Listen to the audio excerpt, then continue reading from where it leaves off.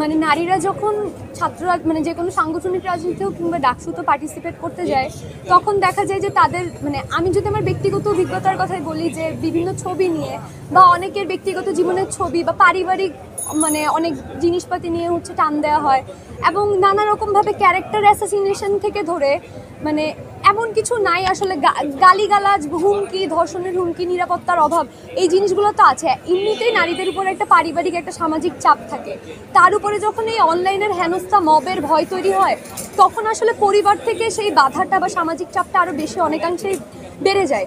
এই হেনস্থার শিকার আসলে শুধুমাত্র মানে কোনো নির্দিষ্ট রাজনৈতিক মতাদর্শের নারীরা হয় না, মানে শাহবাগী, গোসলকর, এই জাতীয় মানে নানা রকম এইগুলো তো প্রোগ্রেসিভ নারীদের সাথে করা হয়। এর বাইরেও আসলে মানে সেটা আমি ছাত্র দল বলি বা বামপন্থী সংগঠন বলি কিংবা ছাত্রী সংস্থা বলি, প্রত্যেকটা সংগঠনের নারীদের প্রতি আসলে আমরা এই ধরনের অবমাননাকর, অরুচিকর কথাবার্তা শুনতে পাই। তাদের ছবি নিয়ে মানে আমি যদি নির্দিষ্টভাবে বলতে যাই, জুমার কথা বলি কিংবা ছাত্র দলের মানসুর আলমের কথা বলি, তাদের ছবি নিয়ে নানা রকম যে কুরুচিকর মন্তব্য করা হয়, মানে সে আমার ভিন্ন মতাদর্শের হতে পারে বা সে অন্য যে কোনো মানে মতাদর্শের হতে পারে, সে যদি মানে ইভেন যদি সেটা শেখ হাসিনাও হয়, শেখ হাসিনাকেও যেভাবে মানে ধর্ষণের কথা বলা হয় বা তার যেই অন্তর্বাস বা ব্যক্তিগত জিনিসপাতি আসলে মানে 5ই আগস্টের সময় যেভাবে তুলে ধরা হয়েছে জনসম্মুখে, এটা আসলে নারী হিসেবে অবমাননা করে।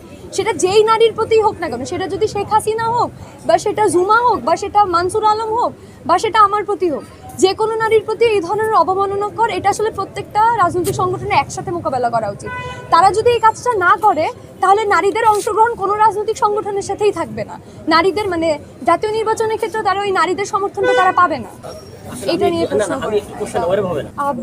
ঢাকা বিশ্ববিদ্যালয় প্রশাসনের থেকে একটা বিজ্ঞপ্তি জারি হয়েছিল, যেখানে বলা হয়েছিল যে 3য় পর্যায়ের নিরাপত্তার জন্য আর্মি নিয়োগ করা হবে এবং যেই বুথগুলো আছে এইগুলোকে আর্মিরা কর্ডন করবে, কিন্তু সেটা শিক্ষার্থীদের প্রতিবাদের মুখে বিশ্ববিদ্যালয় প্রশাসন এই সিদ্ধান্ত থেকে সরে আসে এবং সেনাবাহিনীও জানায় যে এই ধরনের কোনো নিরাপত্তা সেনাবাহিনী কোনোভাবেই দিতে পারে না এবং তারা দিচ্ছে না।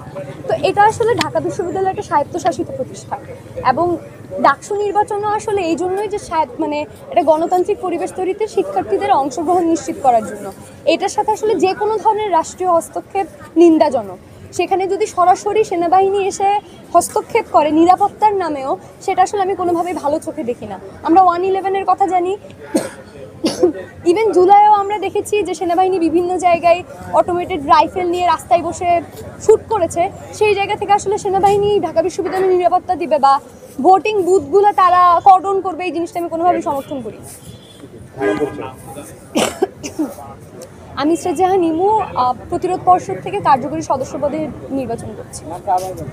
আমার নাম ইসরাত জাহান ইমু, আমি প্রতিরোধ পর্ষদ থেকে সদস্য পদে নির্বাচন করছি।